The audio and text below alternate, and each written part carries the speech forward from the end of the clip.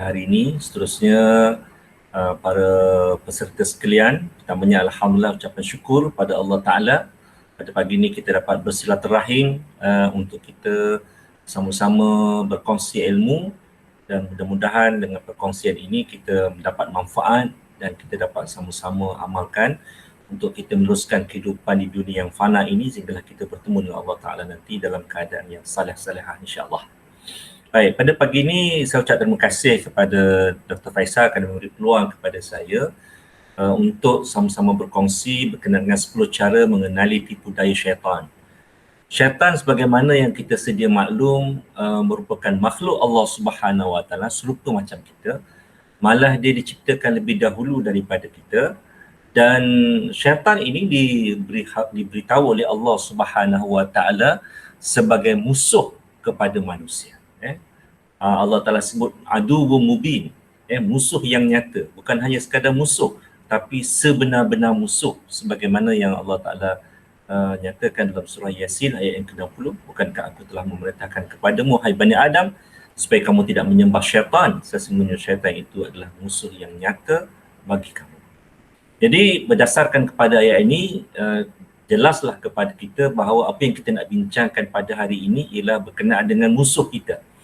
Dan musuh kita ni adalah musuh yang gaib, musuh yang kita tak nampak, musuh yang kita tak pernah jumpa, musuh yang tak pernah kita bertemu secara fizikal, tetapi dia wujud dan kita kena beriman dengan kewujudannya kerana ia merupakan sesuatu yang diwahyukan oleh Allah Subhanahu Wa Taala.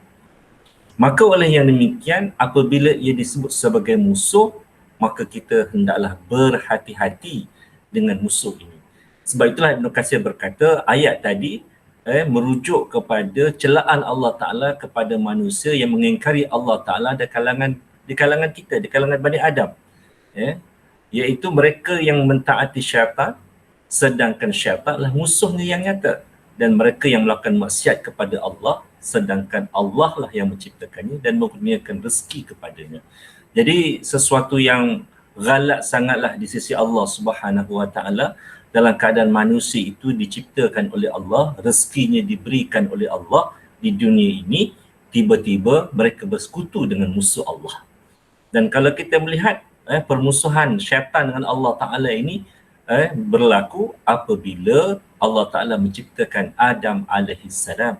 Dan bila mana Allah Ta'ala menciptakan Adam, maka Allah Ta'ala arahkan malaikat dan seluruh jin termasuk syaitan yang ada pada waktu itu untuk sujud kepada Adam alaihissalam, tetapi syaitan enggan kerana syaitan, iblis merasakan bahawa mereka ini lebih baik daripada Adam kerana Adam dibuat daripada tanah sedangkan mereka dibuat daripada api. Jadi titik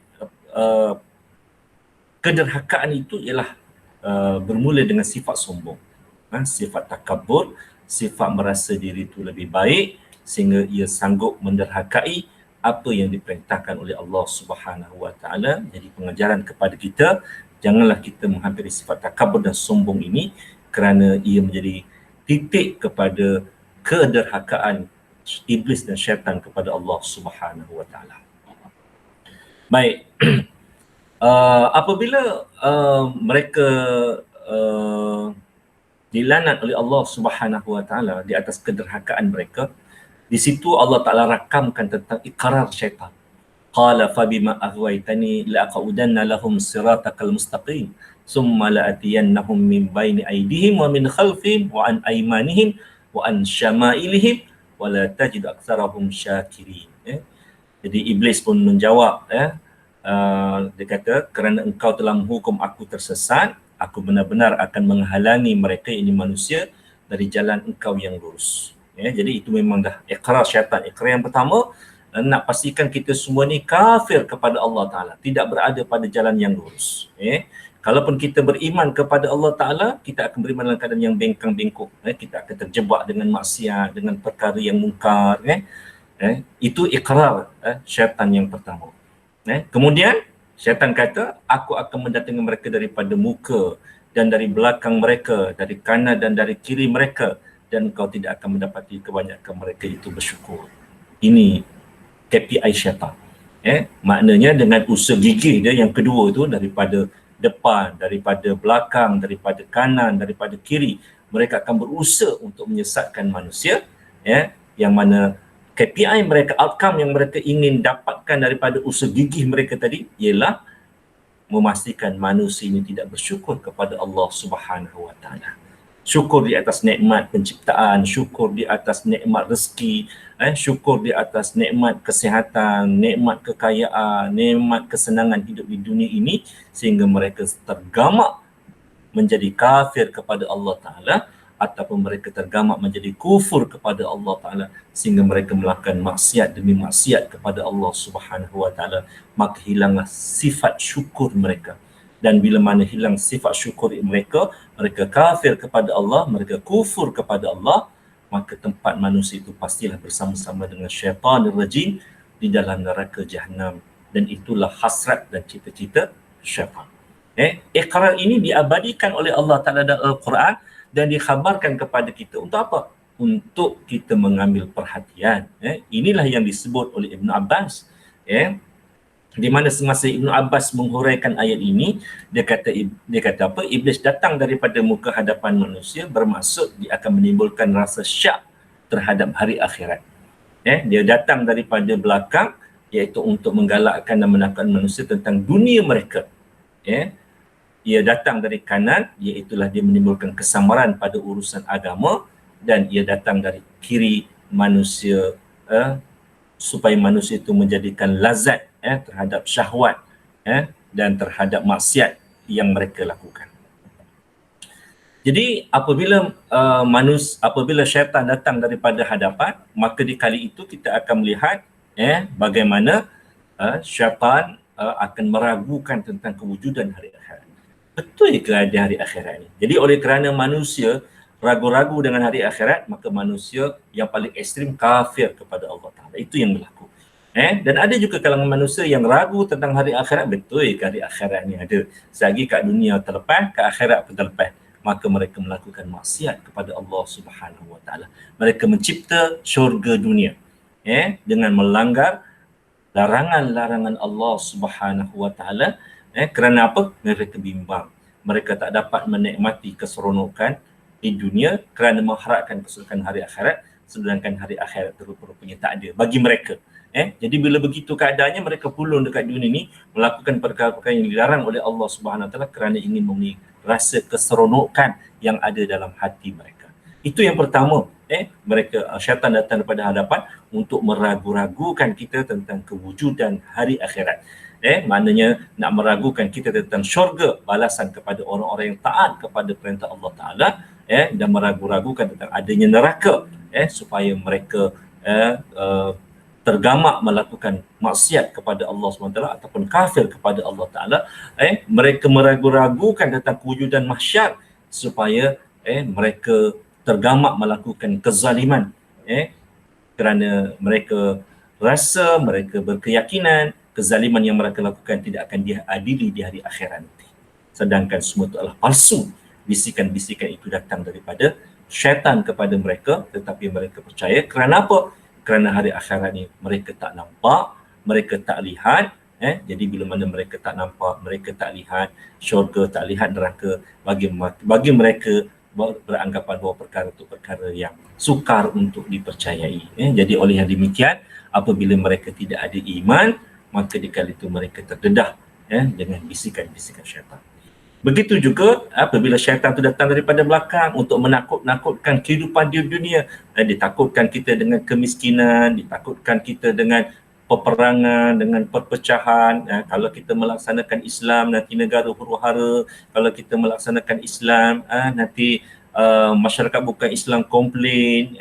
Jadi akhirnya hubungan antara kaum tak harmoni. Jadi bila begitu keadaannya, kita pun jadi susah. Tengok macam mana berlaku dekat Amerika, bergaduh sana, bergaduh sini, kan? Gitu. Kita ditakut-takutkan dengan kehidupan dunia. Dan bila begitu keadaannya, syaitan datang daripada kanan memperkukuhkan lagi peranan dia untuk kita rasa ragu-ragu dengan agama. Boleh ke Islam ni mengurus masyarakat majmuk? Boleh ke Islam ni dilaksanakan di negara yang majmuk seperti ini? Boleh ke Islam ni menyelesaikan masalah semasa pada hari ini? Boleh ke Islam ni menyelesaikan masalah politik, masalah ekonomi, masalah sosial? Boleh ke? Kan? Sedangkan kalau kita tengok negara-negara Islam di seluruh dunia, negara Islam ni miskin, mundur, tak maju, ketinggalan zaman, berperang sana sini, kan? Tak ada internet, contohlah kan. Gitu. Jadi bila begitu keadaannya, maka bisikan-bisikan syaitan itu datang kepada kita untuk menyatakan bahawa urusan agama ni akan menjadikan kita mundur, akan menjadikan kita terkebelakang, akan menjadikan kita tidak maju. Maka ramailah di kalangan kita yang meninggalkan agama, na'udzubillah min zalik. Dan bila mana syaitan datang daripada kiri, mereka merasa lazat dengan maksiat, rasa seronok dengan maksiat, rasa hebat dengan maksiat, kerana maksiat tadi di make up, dihias dengan begitu indah, dengan begitu cantik, dengan lambang kemodenan, lambang kemajuan, lambang peradaban, yang semuanya itu merupakan suatu tarikan kepada manusia. Jadi berdasarkan apa yang dinyatakan oleh Ibn Abbas atas huraian ayat yang kita bacakan tadi, maka jelaslah kepada kita bahawa syaitan begitu gigih, begitu gigih untuk menyesatkan kita. Cuma di situ ada dua tempat lagi yang tidak disebut, iaitu daripada atas dan daripada bawah, menunjukkan kepada kita bahawa di situ masih ada ruang untuk kita membina pertahanan diri daripada terjebak dengan jerat syaitan. Namun demikian Allah Subhanahu wa taala mengingatkan kita tentang jerat syaitan. Wala tattabi'u khutuwatis syaitan innahu lakum aduwwum mubin. Innama ya'murukum bis-su'i wal fahsya' wa an taqulu 'ala Allahi ma la ta'lamun. Allah Ta'ala ingatkan kepada kita, bukan hanya sekadar Allah Ta'ala ingatkan siapa tu syaitan, Allah Ta'ala ingatkan tentang ikrar syaitan, tetapi Allah Ta'ala juga ingatkan kepada kita tentang jerat-jerat syaitan. Dan janganlah kamu mengikuti langkah-langkah syaitan, kata Allah Ta'ala, kerana syaitan telah musuh kamu yang nyata. Apa jerat-jerat syaitan tadi? Syaitan itu KPI-nya hanya menyuruh kamu untuk berbuat jahat dan keji dan mengatakan terhadap Allah apa yang tidak kamu ketahui.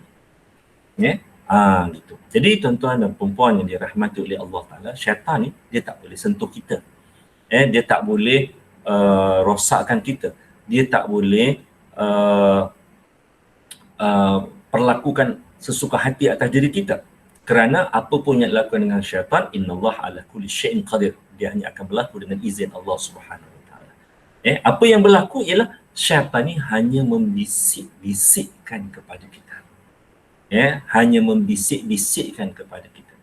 Mewujudkan tashqiq, rasa ragu, rasa was-was, rasa curiga. Betul ke Islam ni? Betul ke Nabi ni? Betul ke Allah Ta'ala ni?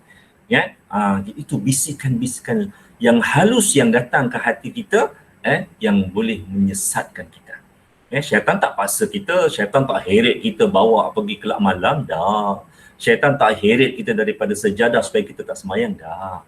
Tapi syaitan hanya membisikkan ke dalam diri kita. So ada 4 laluan yang kita dah bincangkan tadi, daripada depan, daripada belakang, daripada kanan, daripada kiri. Syaitan akan datang bisikan-bisikan itu kepada kita. Maka apakah bentuk-bentuk bisikan, bentuk-bentuk pujukan, bentuk-bentuk rayuan daripada syaitan untuk menyesatkan kita? Yang pertama, menghiaskan perkara kebatilan sebagai suatu kemuliaan. Qala rabbi bima aghwaytani la uzayyinanna lahum fil ardi wal aghwiyannahum ajma'in. Iblis berkata, wahai Tuhanku, kerana kau telah menjadikan daku sesat, maka demi sesungguhnya aku akan memperelokkan segala jenis maksiat kepada Adam dan zuriatnya di dunia ini, dan aku akan menyesatkan mereka semuanya. Nampak? Maknanya tak seorang pun daripada kita ni akan terlepas daripada bisikan syaitan. So beware, berhati-hati dengan bisikan syaitan. Jadi bagaimana bisikan syaitan yang pertama, jerat syaitan yang pertama ini ialah menjadikan perkara-perkara yang batil itu sebagai suatu benda yang mulia. Sebagai satu benda yang mulia. Minum arak, lambang peradaban, lambang kemajuan.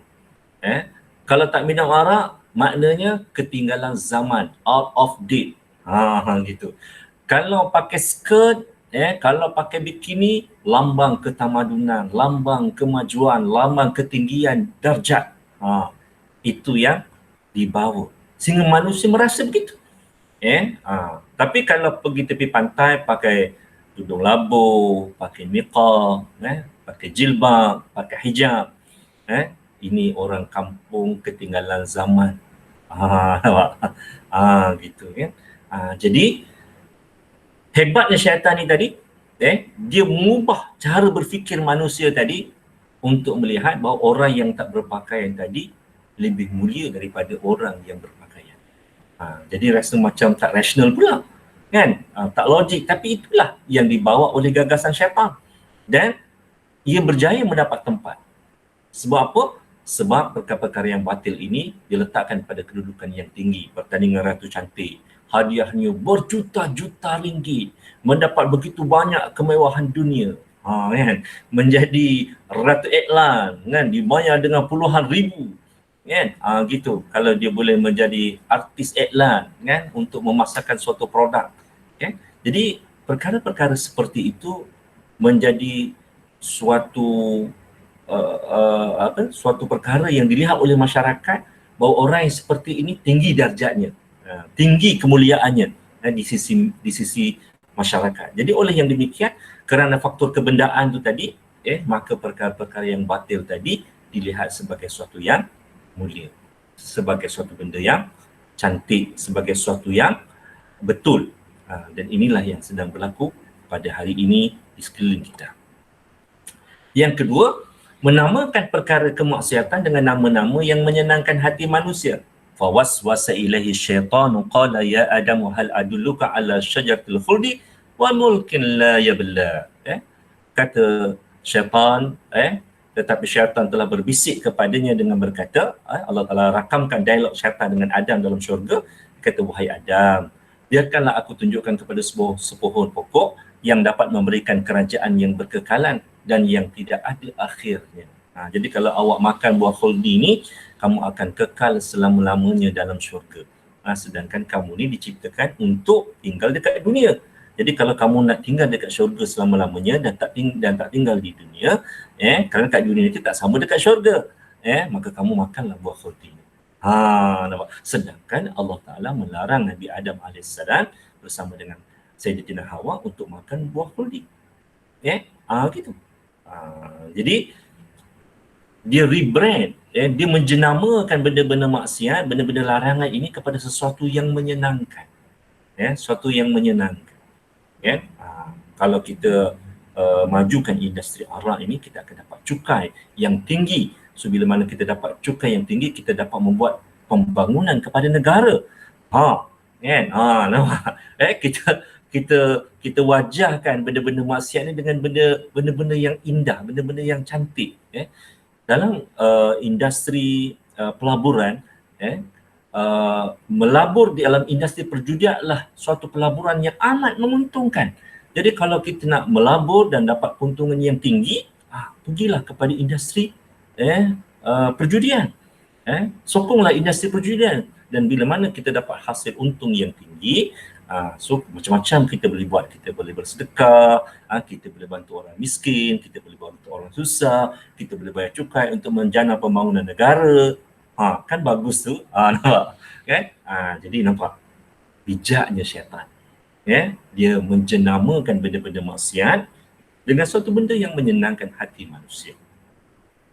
Kalau kita ambil riba, kalau kita amalkan riba, so kita akan untung berlipat kali ganda berbanding kita berniaga. Berniaga dapat untung ciput aja. Sikit aja untung dia, kan. Tapi kalau kita ambil riba, masya-Allah, ad'afa mudha'afah. Kita akan mendapat keuntungan yang berlipat kali ganda. So ini baik untuk bisnes. So bila mana baik untuk bisnes, so kerajaan boleh ambil cukai daripada syarikat-syarikat yang makan riba ni. So negara boleh buat pembangunan. Nampak tuan-tuan? Dipancing kita dengan pembangunan, tetapi jalannya haram. Jalannya dilarang oleh Allah Subhanahu wa ta'ala. Namun jalan yang dilarang oleh Allah Ta'ala ini dijenamakan oleh syaitan dengan nama-nama yang cantik, dengan nama-nama yang indah, dengan nama-nama yang baik, kan? Itu. Jadi bila begitu keadaannya, maka berjayalah syaitan menimbulkan rasa curiga, rasa was-was manusia terhadap syariat yang diturunkan oleh Allah Subhanahu wa ta'ala. Gitu. Baik, Maka bila begitu keadaannya, maka timbullah angan-angan kosong di kalangan manusia. Ni kalau untung judi ni, aku nak beli rumah banglo. Untung judi ni, aku nak buat umrah. Kan?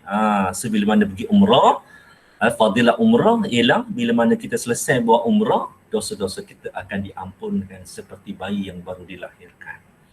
Kan? Inilah yang cuba dijual dan sekarang ni sedang dibeli oleh ramai orang.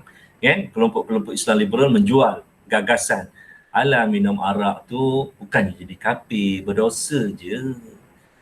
Alah berzina tu bukan jadi kafir, berdosa je.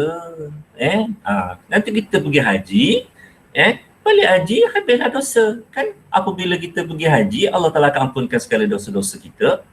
Nampak ni tuan-tuan. Jadi timbullah angan-angan kosong. Jadi timbullah benda-benda yang tak betul, kenyataan-kenyataan yang betul nampak manis. Betul fadilat pergi umrah, pergi haji, Allah Taala akan ampunkan dosa-dosa kita seperti bayi yang dilahirkan. Tetapi apakah itu bermakna ia menjadi lesen kepada kita untuk kita buat maksiat kepada Allah Subhanahu Wa Taala? Sedangkan Allah Taala haramkan arak, Allah Taala haramkan zina. Wala taqrabuz zina. Allah Taala haramkan innamal khamru wal maisiru wal ansabu wal azlamu rijsun min amali syaitan. Allah Taala haramkan arak, haramkan judi, haramkan bertenung nasib. Jadi ini merupakan mainan perkataan yang sekarang ini berlegar di kalangan manusia, yang manusia merasakan bahawa tak apa mereka buat dosa. Tak apa main judi, nanti kalau kita dah menang judi, kita buat haji, tahun depan boleh pergi haji, kan? Kita ambil haji package kelas pertama, kan? Itu balik haji, dosa judi ni Allah Taala dah ampunkan. Nampak? Macam kita boleh paksa pula Allah Subhanahu Wa Taala untuk ampunkan dosa-dosa kita, sedangkan untuk mengampunkan dosa manusia ni adalah menjadi hak Allah Subhanahu Wa Taala.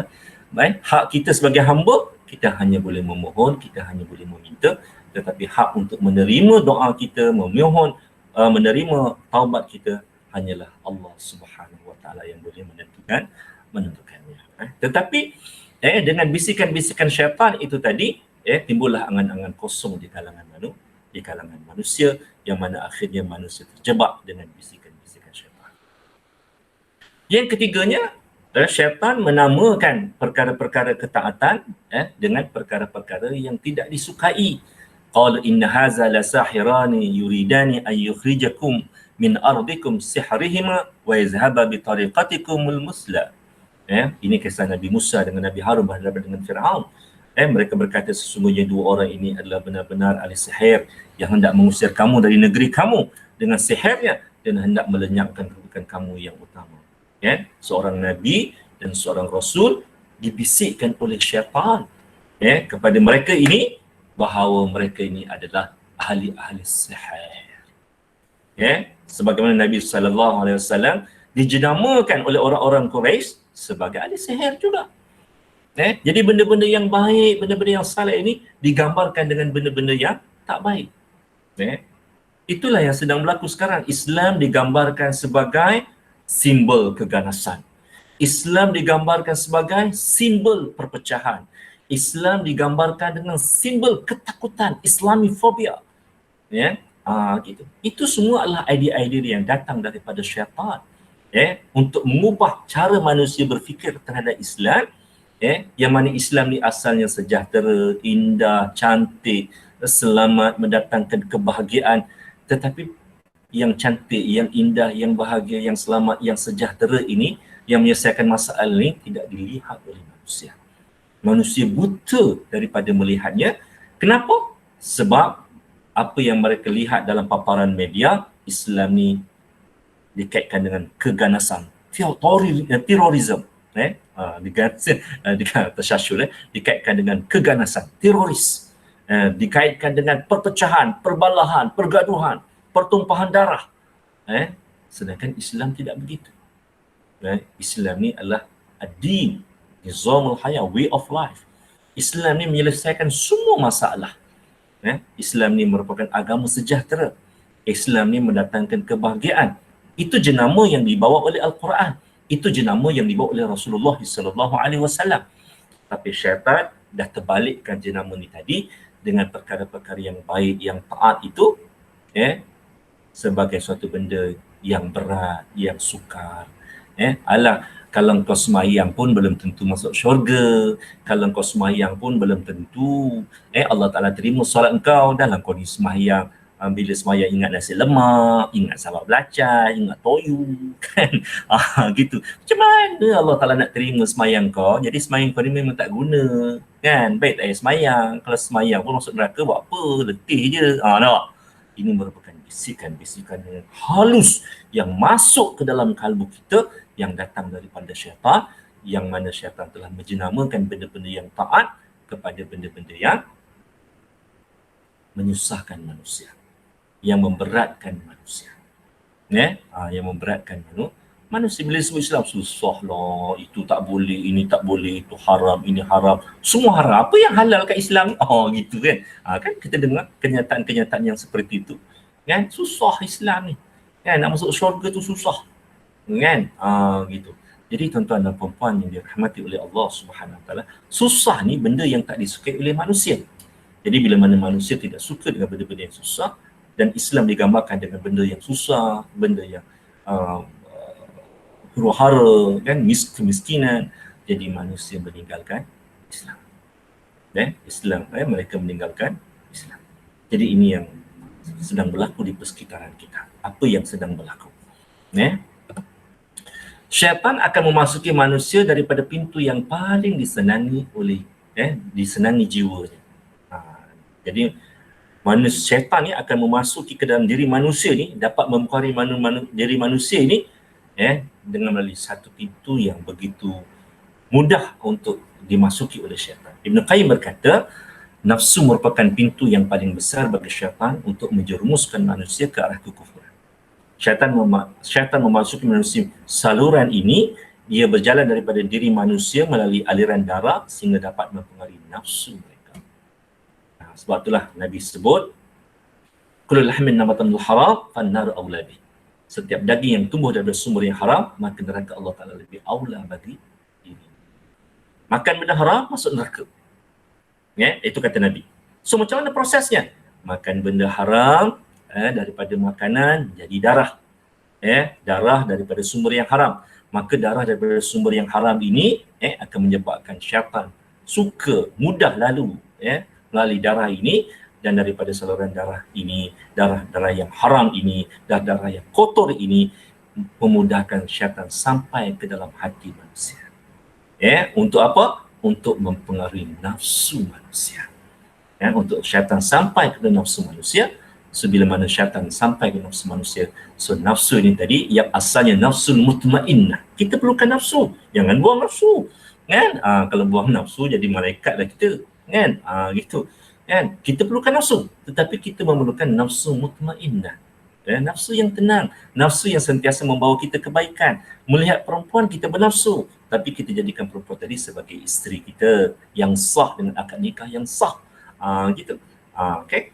Jadi bila begitu keadaannya, itu nafsu yang sepatutnya ada. Tetapi bila mana syaitan masuk ke dalam nafsu kita, maka nafsu yang mutmainnah tadi diubah menjadi nafsu ammarah. Nafsu yang suka kepada benda-benda maksiat, suka kepada benda-benda mungkar, suka kepada benda-benda yang melalaikan.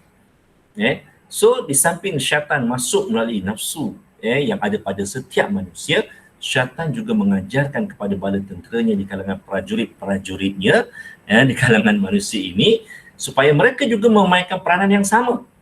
Sebab itulah kita tengok pusat-pusat hiburan dihias dengan begitu cantik. Filem-filem yang mengajak manusia ini kepada perkara mungkar diolah, disusun, diatur, dicanai, diedit untuk menjadi begitu indah, untuk menjadi kita rasa leka, untuk menjadi kita rasa syok. Kan? Jadi akhirnya kita tinggal semayang, kita tinggal kan kewajipan kita sebagai suami, sebab sibuk berFacebook, kita tinggalkan tanggungjawab kita sebagai seorang isteri. Kenapa? Sibuk tengok instan. Contoh kan. Gitu. Ni dia. Jadi prajurit-prajurit syaitan ini juga akan menggunakan teknik yang sama, strategi yang sama Untuk apa? Untuk menggoda manusia, untuk menarik perhatian manusia agar melakukan perkara-perkara yang dilarang oleh Allah Subhanahu wa taala.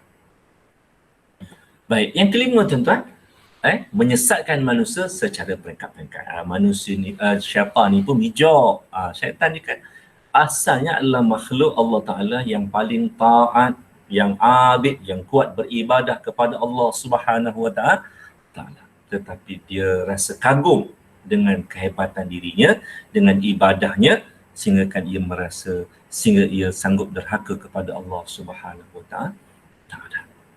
Okay? Jadi bila begitu keadaannya dia bijak. So Allah Ta'ala ingatkan, ya ayyuhallazina amanu la tattabi'u khutuwati syaitan wa may yattabi' khutuwati syaitan fa innahu ya'muru bil fahsya' wal munkar. Hai orang-orang beriman, janganlah kamu mengikuti langkah-langkah syaitan. Barang siapa yang mengikuti langkah-langkah syaitan, maka sesungguhnya syaitan itu menyuruh mengerjakan perbuatan yang keji dan yang munkar.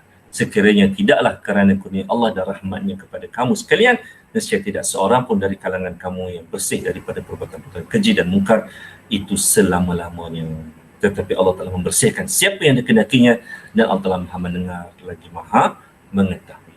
Jadi tuan-tuan, kita terselamat daripada bisikan-bisikan syaitan kerana pertolongan daripada Allah Subhanahu wa taala. Kerana hidayah daripada Allah Subhanahu wa taala. Sebab itulah tuan-tuan kita berdoa pagi, petang, siang, malam, ihdinas siratal mustaqim, ihdinas siratal mustaqim. Kita mohon petunjuk daripada Allah Subhanahu wa taala. Hidayah ini mahal tuan-tuan, harganya terlalu mahal harganya. Beruntunglah mereka yang sentiasa mendapat hidayah daripada Allah Subhanahu wa taala. Baik. Jadi bila mana syaitan menyusun strategi untuk apa? Untuk menyesatkan manusia ini, untuk menghasut manusia ini, maka kita dapat lihat bagaimana syaitan dalam usahanya dia akan mula-mula buat apa? Dia akan mula-mula, contohlah kan, contoh orang bercinta. Daripada mata, mula-mula pandang, kan? Lepas tu jatuh ke hati, suka, kan? Lepas tu bila mana suka, pergi ke lidah, telefon, kan? Ataupun hari ini berwhatsapp, bermesej, kan? Lepas tu lepas berwhatsapp, video call pula, kan? So bila bervideo call pula, buat temu janji. Bila buat temu janji, duduk jauh-jauh mula-mula. Lepas tu duduk dekat-dekat. Lepas tu pegang-pegang. Lepas tu berlakulah perkara-perkara mungkar dan maksiat. Nauzubillah min zalim. Jadi ia goda kita, ia hasut kita, ia bisik pada kita secara berperingkat. Jadi sebab itulah kita kena selalu beristighfar, kita selalu bertaubat kepada Allah Subhanahu wa taala. Bila mana kita buat satu saja maksiat, cepat-cepat istighfar kepada Allah Subhanahu wa taala. Itulah yang disebut oleh Bilal bin Rabah. Bila mana ditanya oleh Nabi SAW, wahai Bilal, aku terdengar tapak kakimu dalam syurga. Bilal masa tu masih hidup lagi. Jadi Nabi tanya, apa amal kau Bilal sampai kau punya tapak kaki ni dah kedengaran dekat syurga walaupun dia tak mati lagi. Jadi Bilal kata, apabila aku melakukan, aku terjebak dengan satu dosa, aku terbuat satu benda maksiat, aku cepat-cepat beristighfar kepada Allah Subhanahu wa taala. Supaya apa? Untuk memutuskan rantaian syaitan. Rantaian bisikan syaitan. Jadi istighfar tu memutuskan rantaian bisikan syaitan. Jadi bila mana kita sedar dan kita faham bahawa syaitan ni satu makhluk yang tak pernah putus asa, daripada zaman Nabi Adam sampailah manusia yang terakhir lahir atas dunia ni, dia akan usaha untuk menyesatkan, untuk menjebakkan mereka kepada perkara-perkara yang mungkar. Maka makhluk yang tak pernah putus asa ini tuan-tuan, mereka akan berusaha secara berperingkat-peringkat, secara berstrategi, dan itu pun yang kita lihat kepada kuncu-kuncu syaitan. Kalau kita lihat bagaimana kuncu-kuncu syaitan nak memasarkan sesuatu perkara, mereka elankan dengan begitu indah, dengan begitu cantik, sehingga kita rasa terliur. Kalau nak makan, kita terliur nak makan. Kalau kita tengok iklan ayam goreng kan, cara dia goreng kan, bila dia makan kriuk kriuk, wah, kita rasa kan, Allah Akbar, tak sabar-sabar nak makan ayam goreng, kan? Nampak.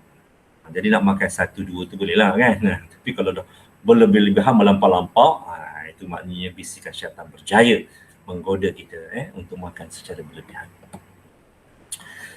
Jadi bila mana syaitan dah menyatakan bisikannya secara berperingkat-peringkat, secara strategik tuan-tuan, secara berstrategi, apabila kita tersesat, apabila kita dah terjebak, apabila kita melakukan maksiat, maka di kali itu syaitan berlepas diri daripada manusia yang disesatkan. Manusia akan kata, aku tak nak campur. Siapa suruh ikut aku? Kau dah tahu aku ni jahat, aku ni setan, aku ni iblis. Yang kau ikut ni kenapa?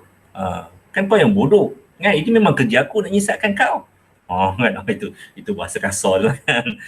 Gitu orang Perak katanya tu kan. Kasar benar nampaknya tu. Kan?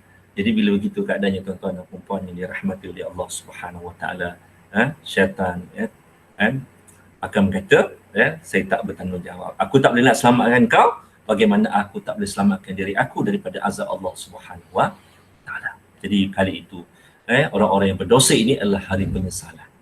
Hari penyesalan. Hari penyesalan. Orang-orang yang tak berdosa pun menyesal tuan. Sebab apa? Kurang ibadatnya, kurang sedekahnya. Sebab apa? Kawan-kawan dapat duduk makam syurga yang tinggi tapi dia dapat makam yang rendah. Menyesal. Kurang sedekah. Tapi masuk syurga juga tu. Begitulah juga apatah lagi orang masuk dalam neraka. Mereka lebih-lebih lagi lah menyesal di atas dosa yang mereka lakukan di atas dunia ini. Baik. Yang keenam, syaitan akan memesongkan manusia daripada kebenaran. Ini memang kerja dia lah. Dia akan usil kepada kita ni untuk apa? Untuk melakukan maksiat, untuk melakukan kemungkaran, untuk derhaka kepada Allah Ta'ala, untuk lawan Allah Subhanahu Wa Ta'ala, untuk lawan baginda Rasulullah SAW, untuk hina para ulama'. Kita tengok hari ni kan secara berterusan mereka hina ulama'.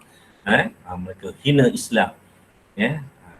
Tanpa segan silu, walaupun mereka tu orang Islam. Kadang-kadang kalau orang bukan Islam tu mereka tak faham tentang kita, patut pun mereka mungkin tersalah faham dan sebagainya, ataupun kalau mereka faham memang dah mereka bukan Islam kan, nak kata macam mana. Tapi yang kita sedih ni orang Islam sendiri pun kadang-kadangnya melahirkan ucapan-ucapan yang sarkastik terhadap Islam.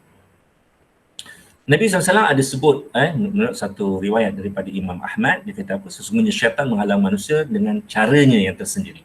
Dia menghalang manusia dengan cara Islam. Ni kadang-kadang dia gunakan poin Islam tu. Maka kata syaitan, adakah kamu ingin menjadi Islam sedangkan kamu meninggalkan agama kamu dengan agama nenek moyang kamu? Lalu manusia tidak akan mengendahkannya dan menjadi Islam, kata Nabi SAW. Nabi bersabda lagi, kemudian syaitan menghalang manusia melalui cara hijrah. Maka tanya syaitan, apakah engkau mahu berhijrah dan meninggalkan bumi dan langit kamu? Nak tinggalkan kampung halaman kamu kat Mekah ni?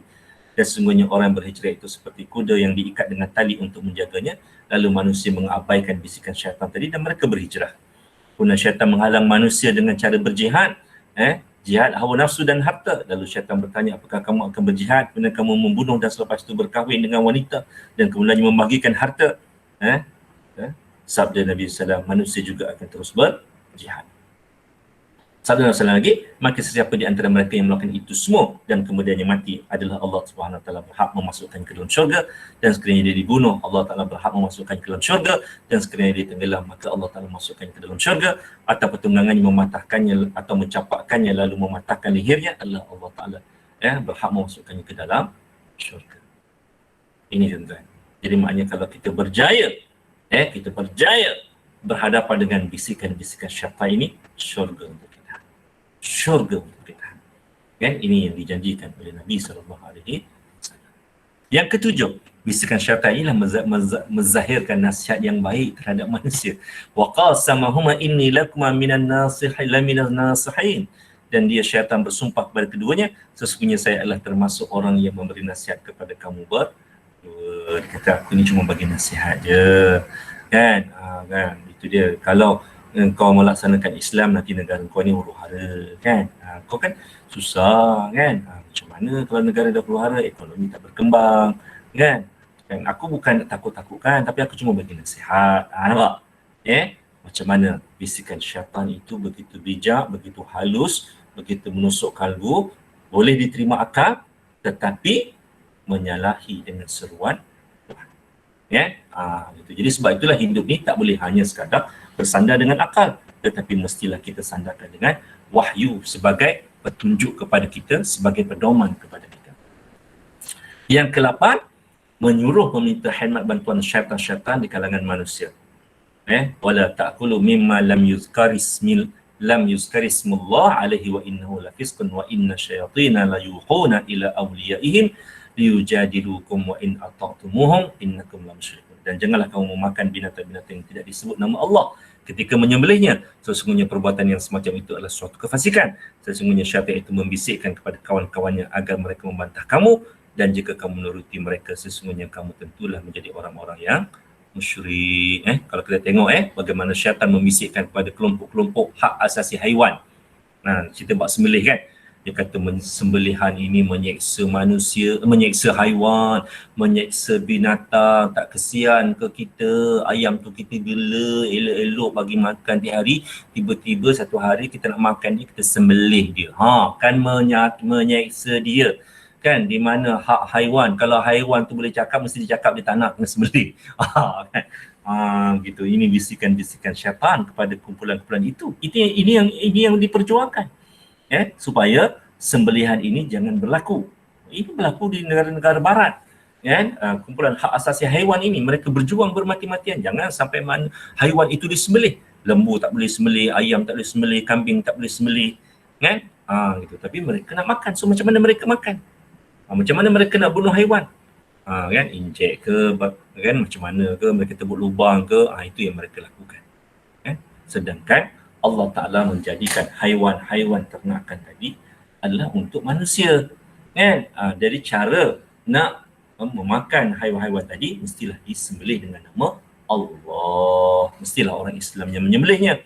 Jadi bila begitu keadaan, itu kaifiat.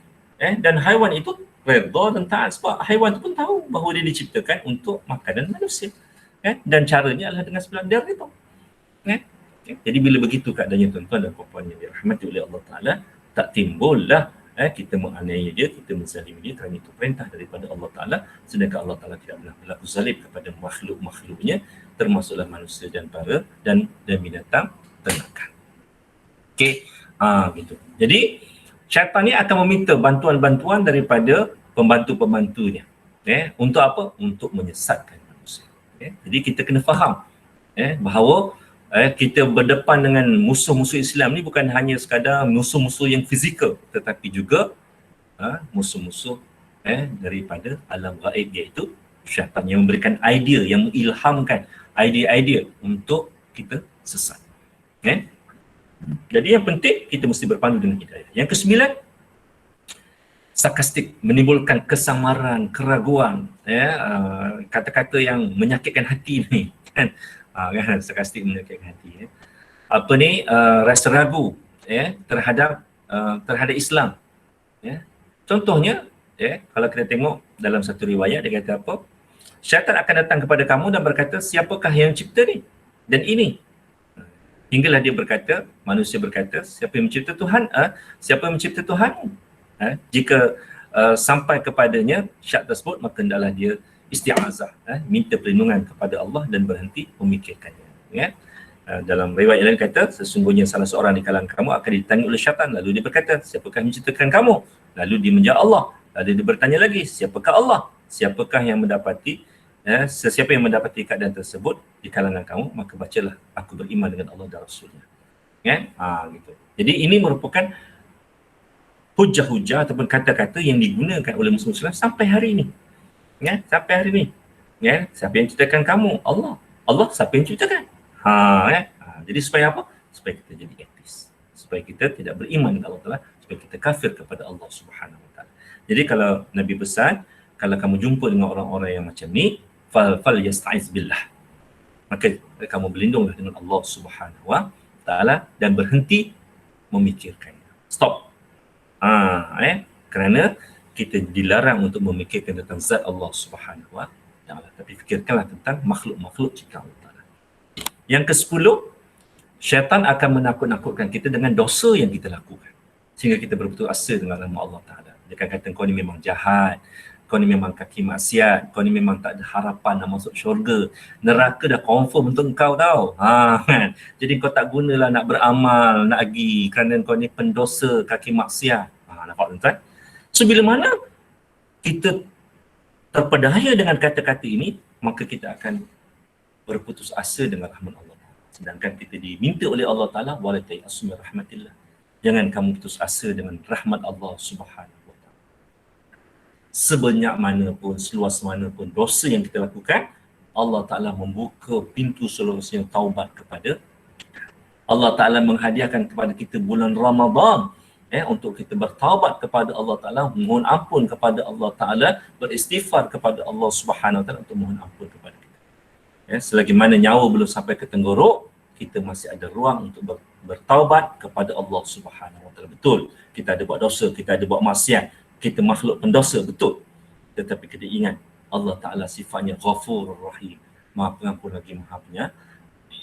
Jadi andai kata kita terjebak dengan maksiat, dengan perkara mungkar, di atas kelemahan kita, di atas ketaifan kita, di atas kelalaian kita, di atas kealpaan kita, jangan lupa untuk kita memohon ampun kepada Allah Subhanahu wa Ta'ala. Fastabiqul khairat. Berlumba-lumbalah kita melakukan kebaikan, banyakkan sedekah, mohon ampun kepada Allah Subhanahu wa Ta'ala. Namun sekiranya kita tidak melakukan perkara itu dan kita akur dengan bisikan-bisikan syaitan ini, kau ni memang budak jahat, dan ayat kita memang betul, aku ni jahat, aku ni tak guna, kan, aku ni anak derhaka, kan. Jadi tuan-tuan dan puan-puan, akhirnya kita tak membetulkan kesilapan kita dan kita terus dengan dosa dan maksiat, maka akhirnya kita mati dalam keadaan kufur kepada Allah Ta'ala. Na'udzubillah min zalik. Itulah 10 strategi ataupun kaedah ataupun cara syaitan menggoda kita, syaitan menghasut kita, syaitan membisikkan kita agar kita kafir ataupun kita kufur kepada Allah Subhanahu wa Ta'ala.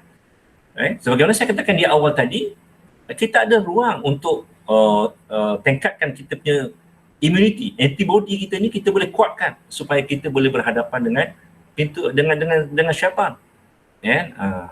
Tetapi macam mana kita nak kuatkan antibody kita tu, kita akan bincangkan kemudian. Sebelum kita bincang tentang antibody ni, 10 strategi tadi tu dia akan cepat masuk, dia akan mudah masuk dalam diri kita kalau kita ada 10 kelemahan.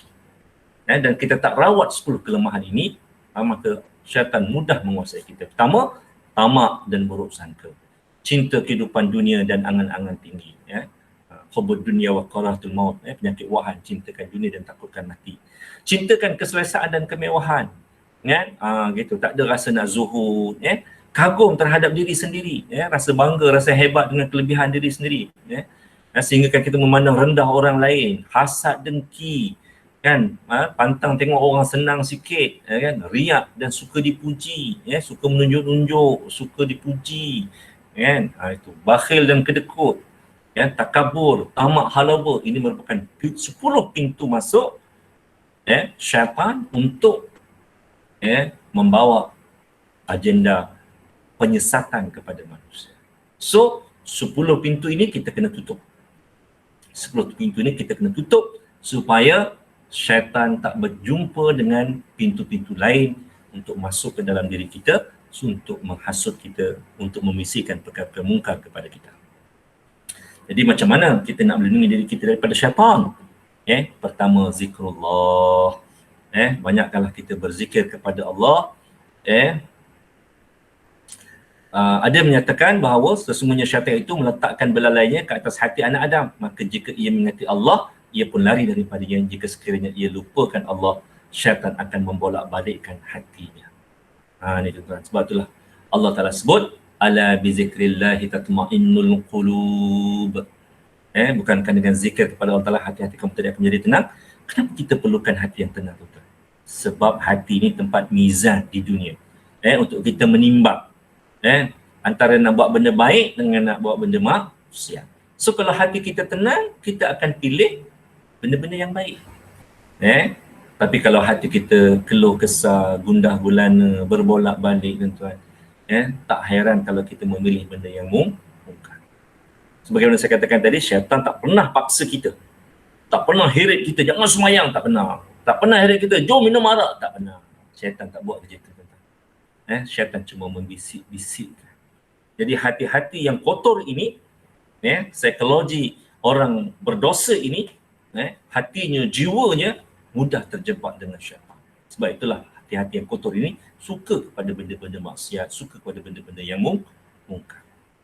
Sebab itulah Nabi sebut, innallaha la yanzuru ila suwarikum walakin Allah yanzuru ila qulubikum wa a'malikum. Sesungguhnya Allah Ta'ala tidak melihat wajah-wajah kamu, tetapi Allah Ta'ala melihat hati kamu dan amalan. Jadi kalau hati itu bersih, maka diibarat cahaya. Dipancarkan hidayah kepada hati kita, maka hati kita akan membalikkan hidayah tadi kepada seluruh organ kita agar dipandu dengan hidayah. Kalau organ kita dipandu dengan hidayah, maka syaitan takkan dapat mengganggu, takkan dapat mengganggu, tak dapat menggoda kita. Tapi bila mana hati ini kotor, tuan-tuan, hati yang kotor ini digambarkan sebagai hati yang hitam. Jadi benda-benda yang hitam ini tetap menyerap cahaya. So bila mana dipancarkan cahaya-cahaya tadi akan, cahaya hidayah tadi akan hilang. So organ-organ kita ni akan terlenyap daripada panduan hidayah. So bila mana mereka tak dapat panduan hidayah, maka di kala itu mereka akan terjebak dengan benda-benda mungkar dan maksiat. Nauzubillah min zalik. Yang kedua, jangan makan terlalu kenyang. Walaupun benda itu halal. Sebab bila mana kita terlalu kenyang, maka di kala itu kita akan membazir. So bila mana membazir ni kawan syaitan. So syaitan akan sentiasa mendampingi kita. Jadi oleh demikian, amalkanlah puasa sunat Isnin Khamis, puasa pertengahan bulan, puasa putih, 14, 13, 14, 15 kan. So bila begitu keadaannya tuan-tuan dan perempuan, insya-Allah kita akan terselamat daripada bisikan-bisikan syaitan. Tidak tergopoh-gapah.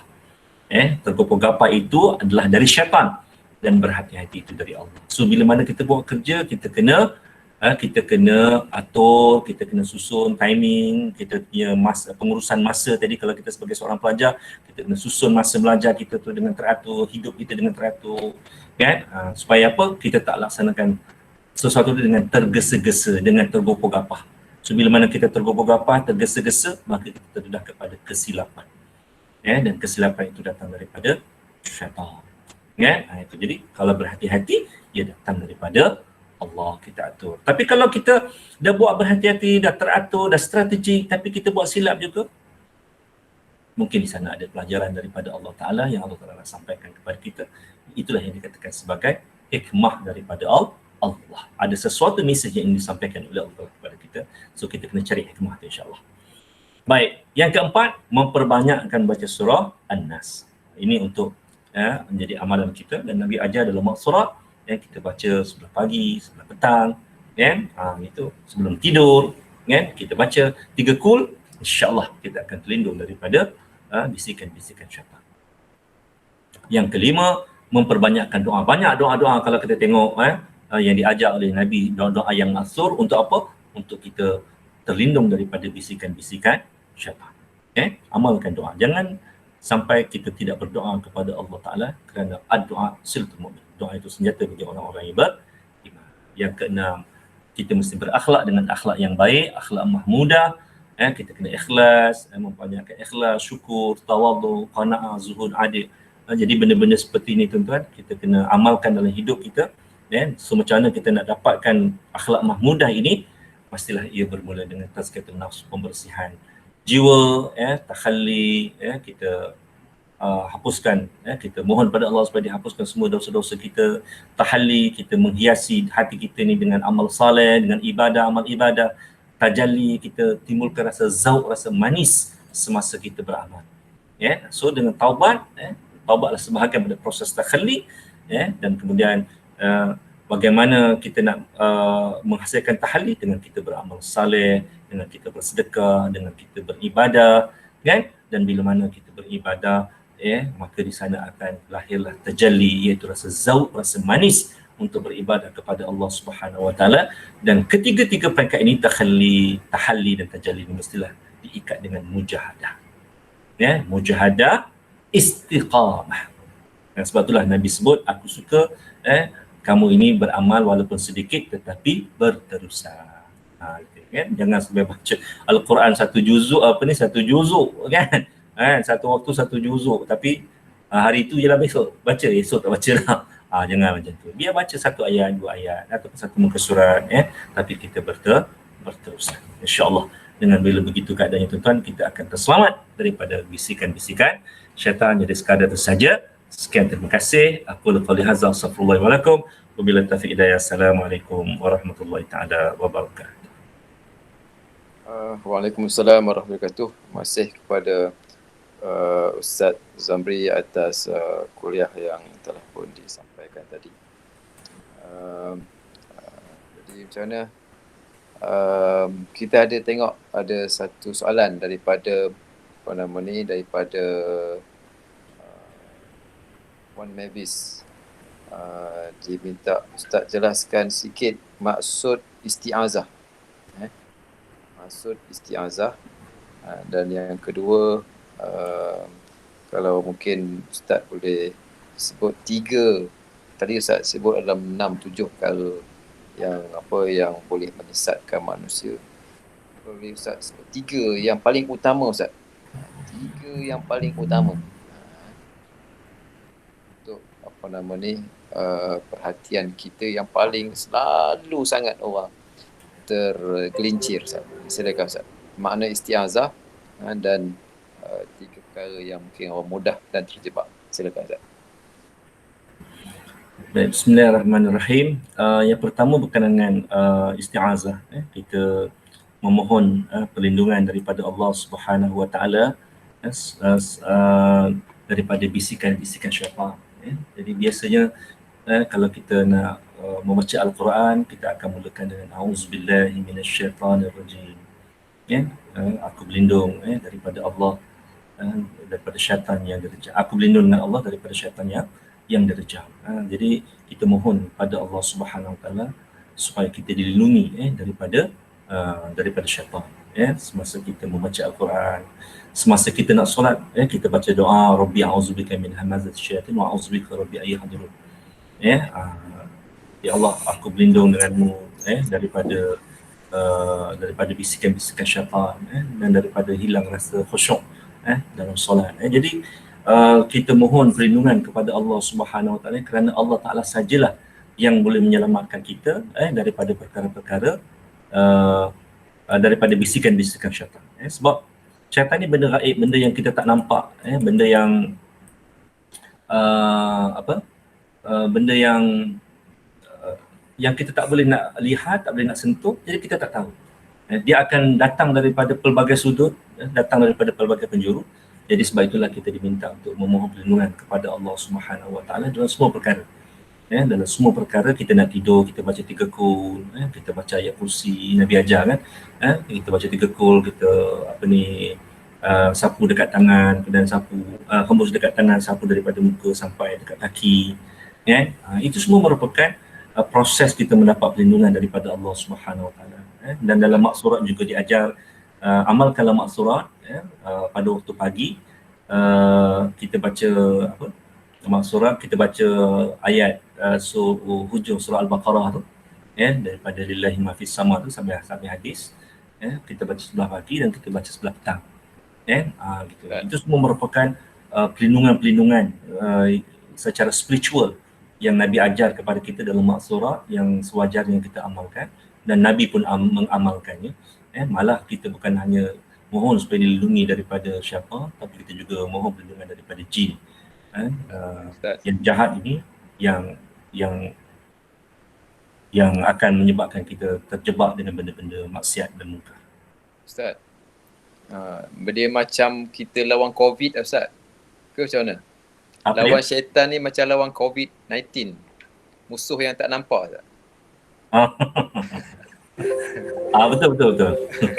Jadi kita kena putuskan rantaian syaitan ni dengan kita isti'azah dan kita mohon perlindungan dari Allah Subhanahu Wa Taala. Okey Ustaz, ada 1-2 soalan lagi daripada Puan Mavis. Dia kata maksud qanaah dan juga maksud tawaduk dan zuhud. Boleh ringkaskan sikit apa yang maksud 3 perkataan ni, qanaah, tawaduk dan zuhud? Sebelum tu saya jawab soalan nombor 2 dulu. Okay. Betul tentang tiga kelemahan manusia. Saya nak petik sabda Nabi di akhir zaman ni, apa yang akan berlaku yang menjadi kelemahan utama kita ialah al-wahnu. Al-wahnu ini benda yang paling serius lah di abad kita ni, di akhir zaman ni, ialah iaitu hubbud dunya wa karatul maut, cintakan dunia dan takutkan kepada kematian. Kan? Jadi kita ni zaman mudah, zaman selesa ni, kita takut susah, takut jadi miskin, kan? Gitu. Jadi itu menyebabkan kita kadang-kadang dengan laksanakan Islam nanti kamu jadi susah, jadi miskin, negara huru-hara. Jadi jangan amalkan Islam. Jadi kerana kita takut mati, maka kita tak nak mempertahankan Islam. Jadi ini antara penyakit ataupun kelemahan manusia pada hari ini yang boleh menyebabkan kita mudah terjebak dengan syaitan lah. Cintakan kepada keselesaan dan kemewahan. Itu antara penyakit-penyakit kita pada hari ini. Takabur dengan teknologi yang ada, merasa hebat dengan teknologi yang ada, kan. Jadi ini menjadikan kita jadi membuka pintulah kepada bisikan-bisikan syaitan masuk dalam diri kita. Okay. Yang ketiga, qanaah. Qanaah ni maksudnya ialah kita melakukan sesuatu pekerjaan dengan bersungguh-sungguh. Kita melakukan pekerjaan dengan bersungguh-sungguh dan kemudian hasilnya kita redha. Kita redha dengan apa yang Allah Taala tentukan pada kita, kita bersyukur. Kita dah niaga sungguh-sungguh ni. Hasilnya kita dapat untung RM1, alhamdulillah. Besok dapat untung RM20, alhamdulillah. Sedangkan usaha sama. Jadi ini kerana kita merasa cukup dengan apa yang diberikan oleh Allah Subhanahu Wa Taala. Lepas tu yang kedua, zuhud. Zuhud ni maksudnya ialah meletakkan harta di tangan, bukan di hati. Maksudnya carilah harta ni, kekayaan sebanyak mungkin, cari kekayaan sebanyak mungkin. Tetapi harta tadi bukan untuk dicintai. Harta tadi untuk dibelanjakan. Kan? Sebab apa? Bila mana harta tu dibelanjakan, itulah harta kita. Harta yang kita makan ni jadi najis je. Kan? Pakaian yang kita makan ni jadi buruk. Kan? Jadi kain buruk akhirnya. Tetapi apa yang kita belanjakan itulah harta kita. Harta di dunia dan harta di akhirat. Jadi belanjakan. Harta itu bukan untuk dicintai. Tetapi bukanlah masuk zuhud tadi hidup miskin, melarat, kan? Tuan-tuan, kan ada orang kata, Ustaz, Imam Ghazali itu pakai baju kuning, Ustaz. Betul. Itu sebagai riyadatul nafs, sebagai latihan kepada diri Imam Ghazali untuk merasai bagaimana susahnya hidup menjadi orang miskin. Tapi Imam Ghazali itu sendiri seorang jutawan dan hartawan. Ni tuan-tuan, kena faham. Dia seorang usahawan yang berjaya. Dia seorang businessman yang berjaya. Tetapi dia seorang yang zuhud. Jadi nak naik kereta Lamborghini boleh. Tetapi Lamborghini itu sikit pun tidak menjadikan kita cinta kepada dunia, tetapi ia menjadikan syiar kepada semua orang Islam kaya, masya-Allah. Kita parking dekat depan masjid Lamborghini depan, tengok masya-Allah orang kaya pergi masjid. Jadi orang miskin pun segan. Jadi orang kaya pergi masjid, orang miskin pun pergi masjid. Sebab apa? Kat masjid orang kaya nak bagi sedekah. Ini jadi saluran dakwah. Gitu. Kemudian tawaduk. Tawaduk ni maksudnya ialah seorang yang berendah diri. Tawaduk dengan Allah Ta'ala, kita sedar siapa kita. Kita ni hamba, Allah Ta'ala tu khaliq. Allah Ta'ala tu pencipta. Jadi apa pun yang Allah Ta'ala titahkan kepada kita, sami'na wa ata'na. Ini makna tawaduk. Kita merasa rendah diri di hadapan Allah. Kita sedar siapa kita. Kita sebagai seorang anak. Walaupun kita kaya, kita pangkat besar, di hadapan kita ada seorang ibu. Ibu tu miskin, hidup kat kampung. Tapi dia ibu kita. Maka kita merendahkan diri kita. Kita dengar cakap dia. Kita pandang mata dia. Bila mana dia bercakap, kita dengar nasihat dia. Kan? Walaupun kita ni profesor. Gitu. 3 PhD. Kan? Tetapi dengan ibu kita, kita tawaduk. Seorang murid dengan seorang guru. Kan? Seorang murid ni ada 5 profesor, 5 PhD. Tapi dia adalah guru qiraati kita, guru iqra kita. Masa tadika dulu, masa pasti dulu dia mengajar kita. Kita tawaduk dengan guru kita, kita hormat dengan dia. Jadi tawaduk itu menjadi lambang kepribadian bahawa kita menjadi seorang yang mulia. Jadi orang yang tawaduk ini adalah seorang yang sentiasa berdisiplin dalam hidupnya, seorang yang sentiasa menghormati orang lain, seorang yang sentiasa merendah diri dan sentiasa memandang tinggi pada orang. Jadi sebagai seorang yang tawaduk, dia akan tengok orang yang berada di bawah. Dia bukan tengok orang yang berada di atas, kan? Dia akan tengok orang miskin di bawah, susah macam mana. Sebab itulah Nabi ni seorang yang paling tawaduk. Nabi suka bergaul dengan orang miskin, fuqara wal masakin, kan? Supaya apa? Nak latih jiwa dia supaya jangan sombong, jangan bongkar, jangan rasa terlalu kompleks, rasa selesa sehingga kan kita tak ada kekuatan nak menolong orang miskin, untuk kita rasa tamak dan sebagainya. Nauzubillah ini tadi. Okey, ada soalan lain? Halo doktor.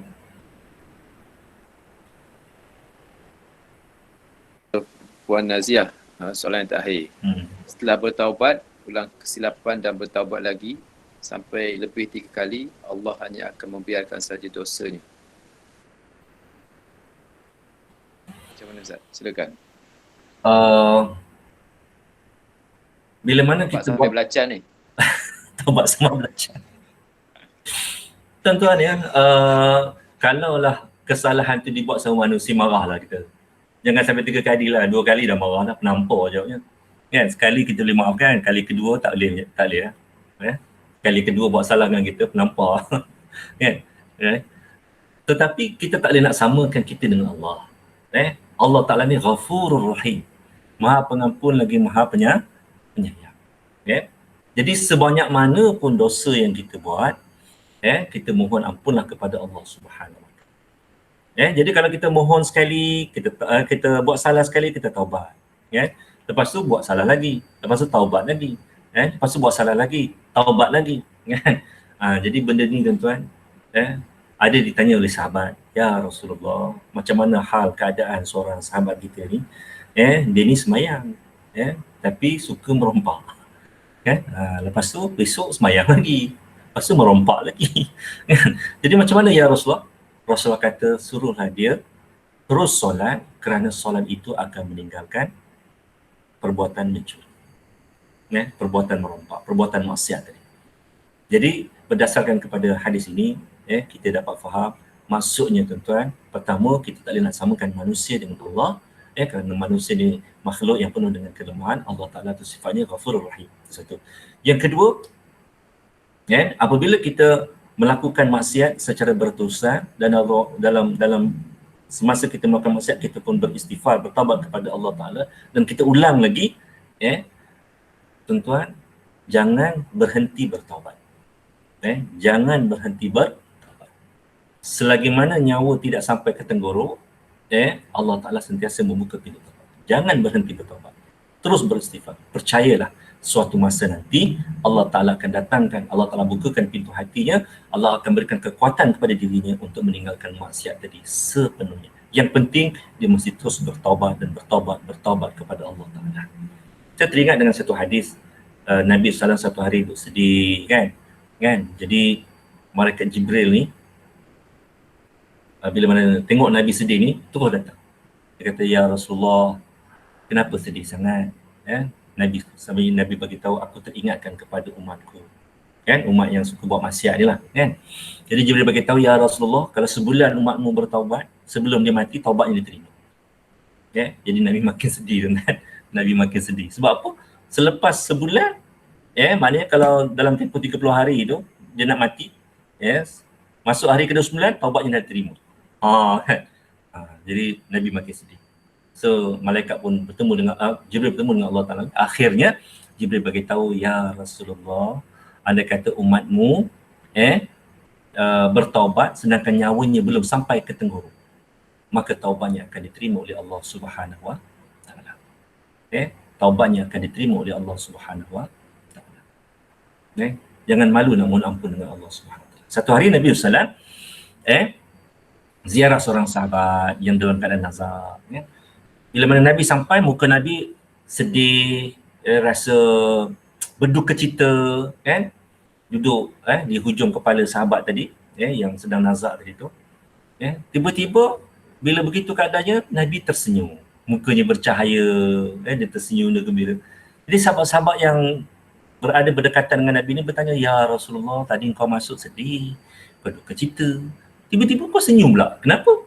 Dia kata, semasa aku duduk di sebelahnya, aku tengok wajahnya dan kemudian matanya berkelip-kelip, Rupanya pada waktu itu dia bertaubat kepada Allah Ta'ala, dia mohon ampun kepada Allah Subhanahu Wa Ta'ala, dan Allah Ta'ala menerima taubatnya. Sebab itulah aku tersenyum. Jadi bila begitu keadaannya, betul kita kadang ada rasa malu dengan Allah Ta'ala sebab kita banyak dosa dan kita rasa tak layak nak mohon ampun kepada Allah Ta'ala sebab dosa kita buat berulang-ulang, repeat dosa yang sama. Taubat sama belacan. Tetapi tuan-tuan, kalau kita meninggalkan taubat, itu kejayaan syaitan. Kan kita dah sebut dah tadi, syaitan akan membisikkan kita untuk takut dengan perbuatan dosa kita. Kalau kita meninggalkan taubat, itu kejayaan syaitan. Tapi kalau kita terus bertaubat dan sehingga akhirnya kita meninggalkan, betul-betul kita dapat taubat nasuha yang sebetul-betulnya, itulah kejayaan kita melawan bisikan syaitan. Wallahu a'lam. Okey, terima kasih banyak pada Ustaz yang telah pun memberikan pencerahan dan nasihat kepada kita, khususnya dalam berhadapan dengan bisikan. Nama pun bisikan, macam kita lawan COVID lah. COVID ni kita musuh yang tak nampak, jenuh buat SOP nak putuskan rantaian. Sama juga dengan lawan daripada syaitan, yang musuh yang tak nampak, tapi walaupun tak nampak tapi cantik-cantik belaka. Itu masalahnya. Rumah yang cantik, kereta yang cantik, pangkat yang cantik, duit yang cantik, yang menyebabkan mungkin kita tergelincir dalam menjadi manusia di atas muka bumi ini. Sekali lagi saya ucapkan terima kasih banyak kepada Ustaz Zamri dan juga kepada rakan-rakan yang telah pun menyertai kuliah kita pada pagi ini. Qul qawli hadza. Assalamualaikum warahmatullahi wabarakatuh. Assalamualaikum warahmatullahi wabarakatuh.